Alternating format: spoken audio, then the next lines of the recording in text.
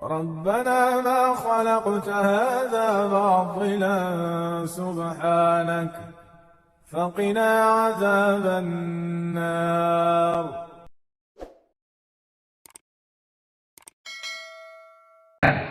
Banyak orang bilang, dokter, herbal itu kerjanya lama ya? Bisa iya, bisa enggak. Jadi gini, kita bicara ini, kunyit aja, kunyit. Kunyit nih, kalau Bapak Ibu baca penelitiannya, banyak banget penelitian tentang kunyit. Dia booster hormon bagi bapak-bapak, ya, kalau mau testosteronnya bertambah, minum kunyit. Tambahkan dengan habatus sauda. Ya. Dia juga punya anti-aging, dia juga punya anti penuaan, kunyit. Makanya India adalah salah satu negara yang angka demensia atau pikunnya paling rendah di dunia, karena tingginya konsumsi kunyit. Gitu. Jadi dia tadi tahu ya. Jadi bicara tentang herbal tadi, maka dia nih dalam satu bahan dia nih itu banyak sekali bahan-bahan aktifnya, tapi jumlahnya kecil, dikit. Ya, artinya apa? Artinya sekarang Bapak Ibu, kalau Anda mau mengasup enzim itu dengan baik, maka makanlah sayur tiap hari, makan buah tiap hari, makan rempah tiap hari, makan rimpang tiap hari, tukar-tukar aja jenisnya. Tukar-tukar aja. Karena dalam mereka itu semua terkandung bahan bakunya untuk enzim badan kita itu asam amino. Dan menariknya lagi apa? Menarik lagi ternyata mereka ini loh sekalian. Karena bahan aktifnya banyaknya tuh gini. Kenapa orang makan paracetamol, habis makan paracetamol, lagi pusing dia, langsung chest plunk? Tahu kenapa? Kenapa tahu? Karena dosisnya tinggi banget kan? Dosis paracetamol kan satu kapsulnya berapa? 500 mili. Nah pertanyaannya, kunyit itu punyakah analgetik atau anti nyeri? Punya, tapi kecil banget. Tapi dia punya yang lain juga. Dia punya anti aging, dia punya anti pembekuan anti agregasi apa namanya itu. Kemudian dia juga dia pengencer darah. Banyak banget dalam satu kunyit ini. Ya. Ketika orang hidupnya nggak sehat, kemudian dia makan ini, maka katakanlah dalam misalkan ini ilustrasi analogis saja. Dalam mereka ini katakanlah ada 10 bahan aktif misalkan lebih banyak soalnya. Ketika orang itu nggak sehat, lalu dia makan beginian, jujurnya dalam kondisi dia pusing. Dalam kunyit kan ada bahan anti pusing lah, gitu. Maka dia nggak langsung kerja ngilangin pusing tadi, dia patroli dulu, bersih dulu. Paham maksudnya? Dia bersih. Beda cerita dengan orang yang sudah relatif hidupnya sehat atau clean, jarang makan yang aneh-aneh, jarang makan yang aneh, dan dia sudah makan beginian sering.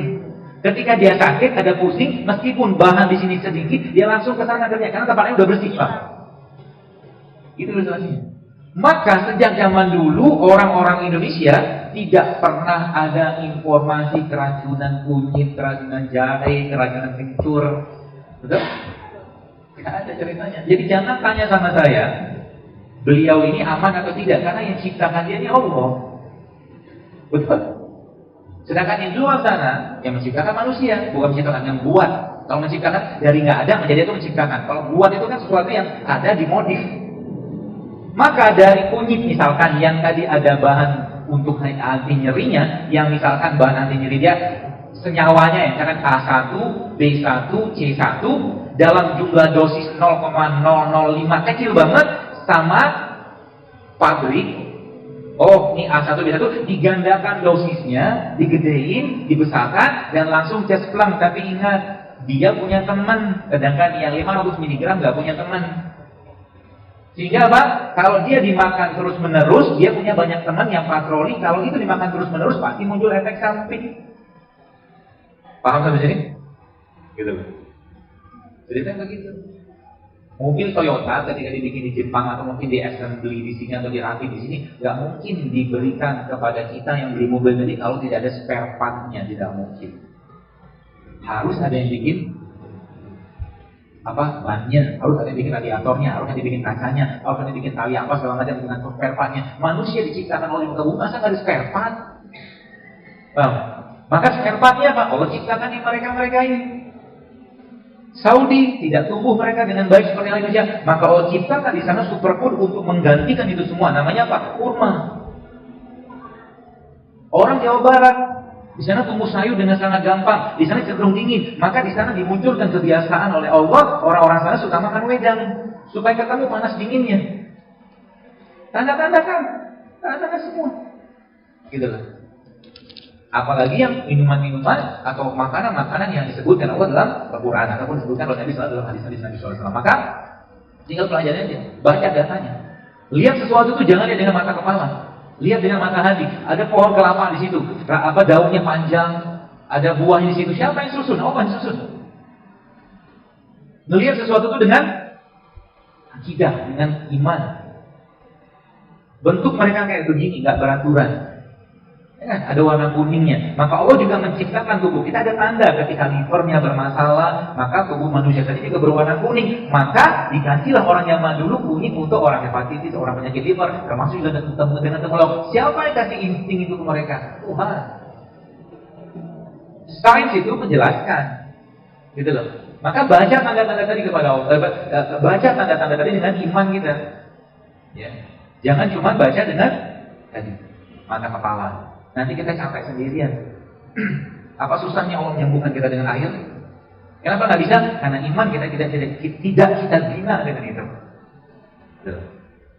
Yang dibutuhkan adalah zaman sekarang ini, ya kalau kita sekarang mau Indonesia ini sehat, terus sekarang maka jawabannya adalah berapa banyak penduduk negeri ini yang bangun malam dan baca Quran. Itu indikator.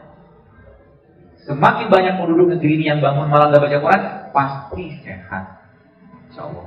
Kenapa? Karena semua syariat menyehatkan. Terutama syariat-syariat yang membutuhkan effort lebih. Orang lagi tidur dia bangun. Ternyata lagi tidur, orang lagi tidur itu dia bangun, ternyata growth hormonnya bertambah. Orang itu bisa mendapatkan growth hormon yang luar biasa. Itu kan penelitian kasus kayak begitu. Coba baca penelitiannya. Termasuk juga puasa Senin Kamis. Puasa Senin Kamis itu ada mereka nyebutnya fight to fasting. Puasa 5-2. Dalam 2 kali seminggu berpuasa, karena mereka nggak tahu bahwa Islam sudah mengajarkan itu. Ya. Ada urutannya semua. Ya, kalau kita ikuti urutan-urutan tadi, maka insya Allah subhanallah itu luar biasa. Yang termasuk dia butuh di renewing, Maka kemarin saya sempat ada, nanti Bapak Ibu coba bikin ya. Coba bikin ini ramuannya. Ini kunyit, lalu Anda kasih jahe. Lalu Anda kasih masuk sama ini serai, kasih air panas. Setelah dia agak hangat, Anda kasih jeruk nipis. Ya, Anda kasih jeruk nipis. Setelah semua teraduk dengan sempurna, Anda saring, lalu blender sama kurma. Coba minum itu tiap hari dan lihat nanti apa efeknya. Karena yang tadi saya sebutkan itu sebagian besar itu raja-raja herbal semua, king herbs. Kunyit, jahe, jeruk nipis, kayu manis, bahkan serai. Serai ini salah satu steroid alaminya kita, steroid. Atau tadi ya, air kelapa. Air kelapa itu adalah air kelapa adalah air yang sangat tinggi asam aminonya. Ya. Tapi air kelapa sifatnya asam. Maka kalau Anda mau minum air kelapa, jangan lupa air kelapa ini ditambahkan garam. Supaya apa? Supaya tidak terlalu asam. Mau dikasih madu boleh, mau enggak? Bahkan dari kurma kan sudah manis kan? Sudah cukup manisnya. Nah, serainya air kelapa yang tadi loh sekalian kan asam amino tuh. Asam amino. Air kelapa apa yang paling bagus? Air kelapa yang masih muda. Terutama air kelapa atau kelapa yang dagingnya masih halus banget itu. Nah, itu nanti bisa Anda tambahkan dengan beberapa herbal. Jadi contoh gini. Dalam air kelapa itu kan ada mineral, ada asam amino. Kelihatan nggak? Nggak kelihatan. Dia sudah larut semua di situ. Ya maka semua yang bersifat atau nggak kelihatan secara kasat mata kita nyebutnya nano. Jadi air kayak begini, ini kan ada bahan. Ini apa sih ini? Jeruk nipis atau jeruk lemon di sini. Yang bagian daripada jeruk apa? Lemon, jeruk melon. Oh jeruk nipis lah. Yang bagian daripada jeruk nipis ini larut dalam air ini kan? Ya, larut dalam air dan nggak kelihatan nanti lama-lamaan. Ya, karena dia sudah terekstraksi ke dalam air. Tapi ada hati-hatinya karena air itu sifatnya dingin dan dia melarutkan, maka bagi Anda yang minum infus water kayak begini, hati-hati. Hati-hati pertama, hati-hati dengan tensi. Karena dia cepat banget nurunin tensi. Jadi kalau Anda minum kayak begini lalu keliengan, stop. Ya, mungkin bisa jadi hipotensi. Atau Anda minum infusan kayak begini isinya kayu manis. Kayu manis punya efek hipoglikemik atau menurunkan gula darah yang kuat sekali. Jadi kalau Anda minum infus kayak begini ya, infus kayu manis kayak begini lalu tiba-tiba keliengan, mungkin bisa jadi muncul hipoglikemik atau gulanya turun.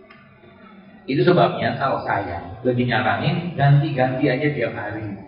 Kalau saya dalam jumlah sedikit, tapi Anda istiqomah jauh lebih baik. Misalkan ya, hari ini minum jahe, besok minum serai, besok minum uji, besok minum infus water, itu lebih baik.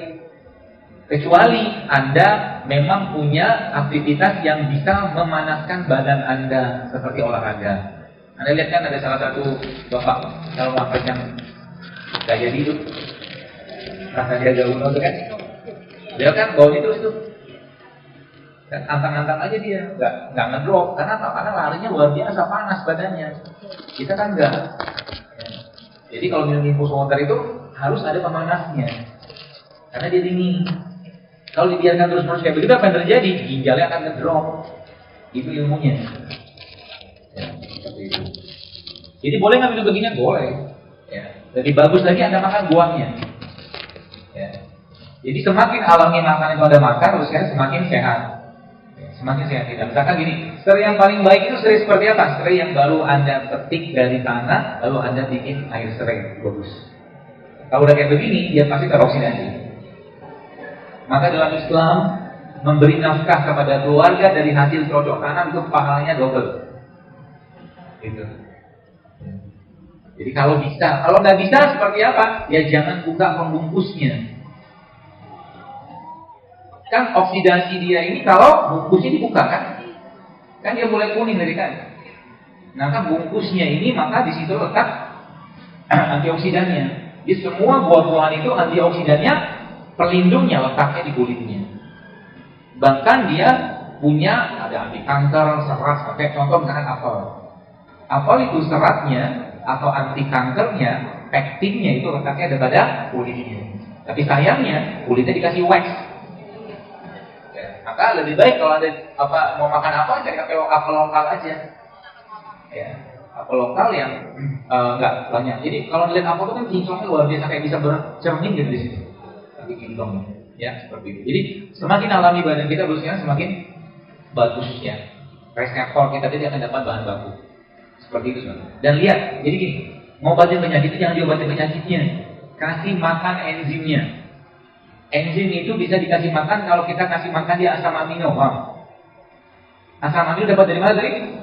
Sayur, buah, dan segala jenis daun-daunan. Bahkan yang luar biasa, ada satu jenis daun yang punya kandungan asam amino yang luar biasa. Ya, sudah pernah dengar saya ceritakan itu daun kelor. Daun kelor itu asam amino sangat tinggi. Ya. Allah Maha Kuasa, tidak mungkin Allah tinggalkan kita di bumi ini tanpa diberikan bahan baku untuk menjalankan peran sebagai Abdullah. Nggak mungkin. Allah ciptakan kayu manis, Allah ciptakan erumitis, Allah ciptakan serai, segala macam untuk kebutuhan kita. Ya. Jadi lagi-lagi pesan saya sebagai penutup, ya pertama tadi ya, perhatikan ya, apa yang kita makan. Tiap hari maksudnya dari sisi hartanya kita itu, kalau mungkin ada sumber-sumber yang tidak halal, stop. Nggak berkah nanti. Penyakit bakal banyak datang, masalah akan banyak datang. Yang pertama. Yang kedua, kalau Anda lagi makan, terus sekalian kata kuncinya adalah kalau mau makan, pikir baik-baik. Kalau saya makan ini kira-kira bikin sakit atau bikin sehat? Mikir kita, apalah yang ibu kata Allah. Ya. Kalau bikin sehat kita atau minimal nggak muncul penyakit, ya sudah makan silakan. Tapi ingat, kata kunci ketiga apa? Jangan berlebihan. Jangan berlebihan. Makanan sehat, kurma sekalipun dengan luar biasanya kurma sama amino, serat, bersih segala macam. Kalau sehari makan 1 kilo kurma, kan ada yang juga sih. Iya kan? Gak boleh. 20 wasrobu 200.000 kalau makan silakan, tapi jangan berlebihan. Kata Allah.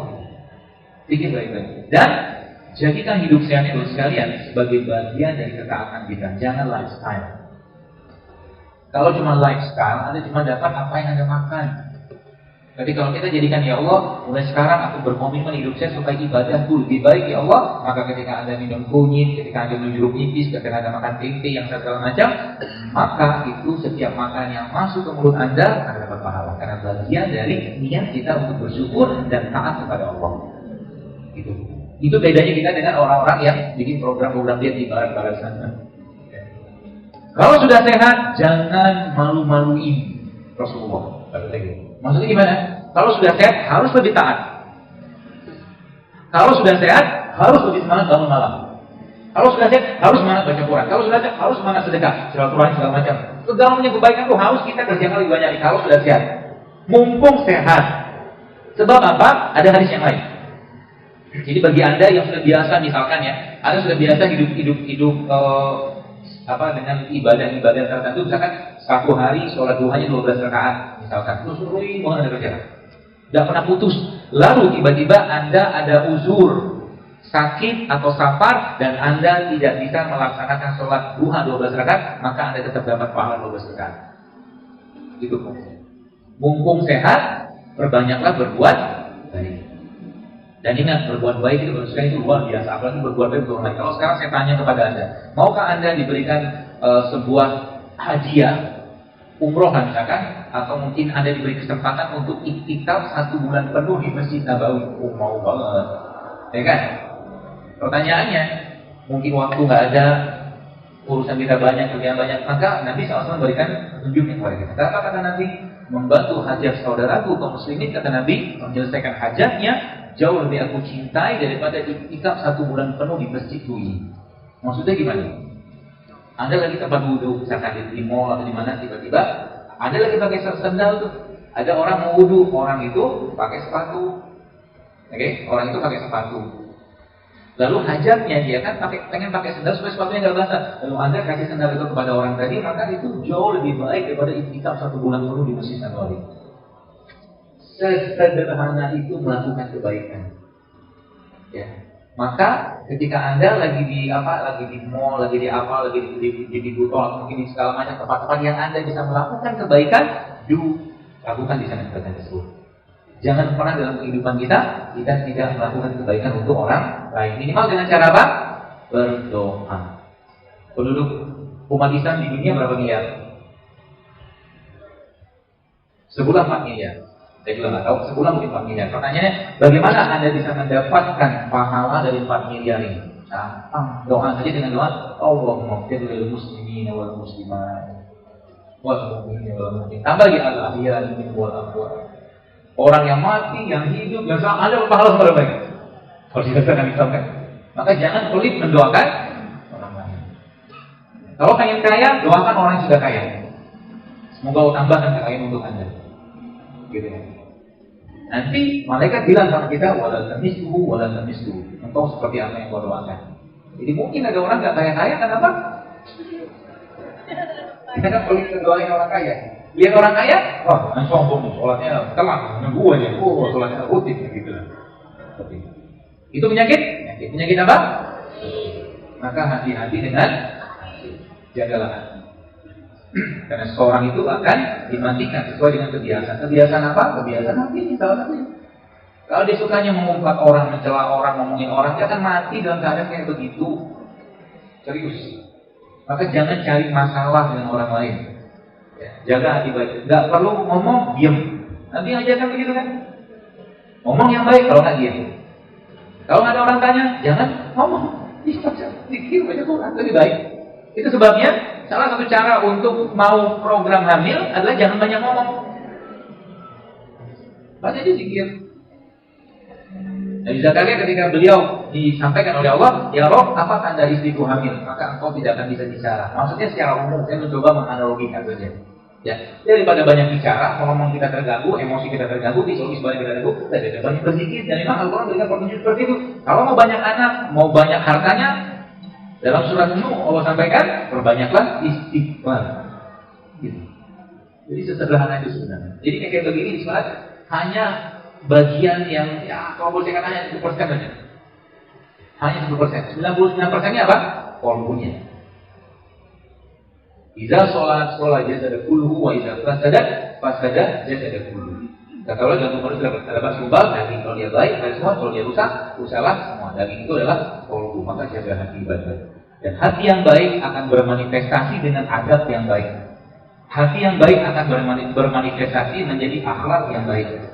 Maka mau setinggi apapun ilmu seseorang, kalau tidak ada akhlak dan adabnya, semua kosong. Adab sebelum ilmu, ya seperti itu. Apa namanya? Pepatahnya. Ya, mungkin hadisnya seperti itu.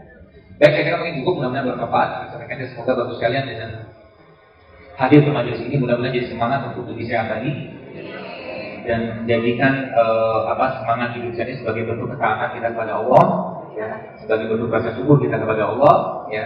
Dan mudah-mudahan dengan ini lebih banyak lagi orang-orang yang sehat di Indonesia. Bukan hanya sehat fisik, tapi sehat hatinya, sehat emosinya, sehat pikirannya, sehat perasaannya, ya. Supaya apa? Ya supaya dia lagi-lagi kita mau bertemu dengan Allah dalam keadaan yang baik. Baik apa yang paling utama? Baik kolbu, baik hati, baik pikiran, baik perasaan. Ya. Dan Nabi SAW sudah memberikan contoh yang sangat jelas kepada kita semua tentang itu. Maka fattabi'uni, kata Allah, ikutin aja Muhammad SAW. Ya, maka engkau akan dicintai Allah, engkau akan diampuni oleh Allah SWT. Saya kira mungkin demikian. Mudah-mudahan bermanfaat dan mohon maaf kalau ada salah. Assalamualaikum warahmatullahi wabarakatuh. شكرتم لأزيدنكم ولئن كفرتم